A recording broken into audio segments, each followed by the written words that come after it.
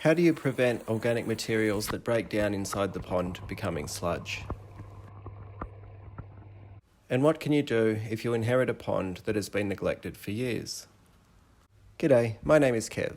The aim of my channel is to help people build and maintain ponds without spending a fortune. If that sounds like something that interests you, feel free to subscribe and check out my website, ozponds.com. I was recently laying down on the couch. Yep, my idea of a good time is watching pond videos on YouTube. And I came across a video telling me not to put rock and pebble in my pond because it would become a nightmare to clean. One of the reasons they mentioned was that it would be a nightmare to clean once there was a thick layer of sludge. And I thought, this hasn't been my experience. So I thought, what a perfect opportunity to talk about pond sludge. First off, I don't care if you build a pond with rock and pebble or bare liner. One way or another, you're going to need to deal with the build-up of organic materials inside the pond. Over time, the pond accumulates debris, leaves, sticks, fish poo, even dirt. Bacteria, algae, and other organisms will congregate around these materials to start to break them down. And as they consume the leaves, poo, etc., they create this fluffy, dusty thing I call mulm. If the cycle is left unchecked, the mulm will become thicker and thicker. As it gets thicker, the stuff on the bottom is weighed down and it starts to compress. As it compresses, it's not as fluffy and it starts to hold less and less oxygen.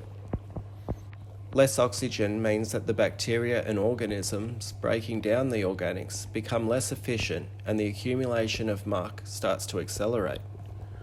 So what do? The simplest answer is to get in there and remove it. You don't need to physically get in if you don't want to. You can use a pond vac or a net. How often you need to do this will vary depending on lots of factors: how many fish you have, how many plants, what sort of filtration, is there plenty of aeration, how deep is the pond, and what are your expectations. Those that watch the channel regularly know that I like to use DIY skimmers or intake bays and bog filters to help reduce my maintenance. These work great when creating an ecosystem pond like this one. They're also cheap to create. I have lots of videos showing how I build these. I'll leave some helpful links in the description. Others might prefer the bare liner approach with a bottom drain or a pump sitting in the bottom of the pond. This will take all the muck off the bottom and deposit it into the filters. That could still be a bog filter like on this pond or a more traditional filter. Either way, the organics is going to need to be dealt with. In the pond with the skimmer, rock and pebble, muck is going to slowly accumulate within the pond. Because a portion of it is accumulating inside the pond, the filters need less regular cleaning. And if everything is being sucked up off the bottom and delivered to the filters, you'll probably need more regular maintenance on those filters. Many people like to add a solids filter that is cleaned regularly before the main biofilter. That can also help reduce overall time spent on maintenance. You can also proactively help the pond so that the muck builds up slowly. I've already mentioned the skimmer. Preventing leaves, etc. sinking inside the pond will obviously help reduce the build-up of organic material. Same with netting the pond, especially if it sits under deciduous trees. I must admit, I don't take my own advice on netting. I don't like the look, and I'm simply too lazy. Keeping less fish. If you have less fish, again, obviously, you have less waste. Less fish in an outdoor pond also means you should be able to feed them much less, as they will be nibbling away on algae and other life inside the pond. Uneaten food is a contributor to the build-up of sludge. And having plenty of oxygen available for the bacteria to work their magic.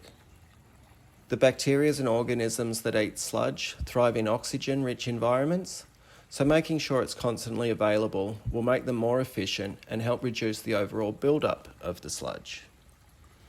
The bottom line is you want to create an environment where there are as many consumers of sludge as possible and the least amount of producers as possible.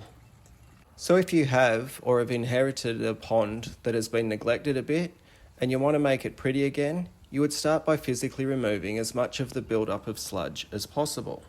You would also make sure that all the filters are functioning or upgrade the existing filters. Hint, hint, DIY skimmers and bog filters work great. And if there's lots of fish, you should reduce the load. There's always people offering to take free fish on Facebook groups and the like. And add plenty of oxygen to the water. And also add beneficial bacteria often. We want to ensure there's as many consumers as possible. If you do those things, I find that owning a pond is very little maintenance. It's some, but not much. I'm starting to lose count of how many ponds I have in my yard. I love them, and one of the reasons is that if done right, they are one of the least time-intensive areas of the garden, yet they provide such a massive impact. I think they look great, and they're interactive, and improve the biodiversity of your garden. Everything needs water. Anyway, that's enough rambling from me. I hope this video's been helpful. If so, I don't mind if you tickle the thumbs up button. Thanks for watching. See ya.